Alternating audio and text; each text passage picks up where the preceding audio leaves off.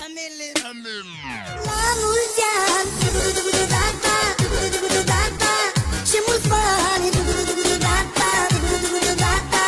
sănătate,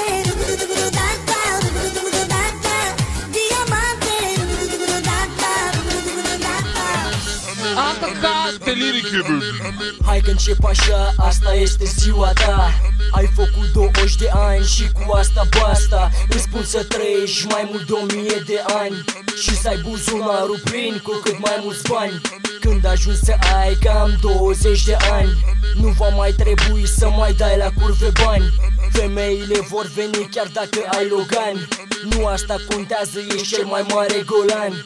Acum ai cotieră și un capăt mare de tobă. Ne vei lua pe toți și o vom arde în trombă. Roșie ca o bombă, toată lumea întreabă care e ăla, băi, shape și o arde în grabă. Asta-i ziua în care se schimbă prefixul. Asta-i pentru tine, sper că-ți place mixul. Suntem toți lângă tine și așa vom fi.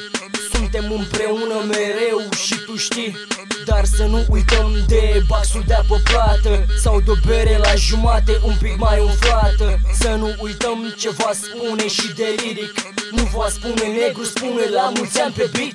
Ai 20 de ani și o să o facem lată. Nu acum la Moeciu, poate altă dată. O să fim cu toții la cabana acolo sus. Ne vom cergiui cu toții până la apus. Ioana, Pena, Ceacra și cu Sică, Bocan cu mine, liderul se strică. Geta și cu Făinică, ce or să zică. Băi, la mulți ani, băi pulică. La mulți ani să fii sănătos, să ai de toate. La mulți ani cu drag, sper să ajungi departe. Poate la Moeciu că acolo e frumos, dar ia-ne și pe noi să o ardem dubios.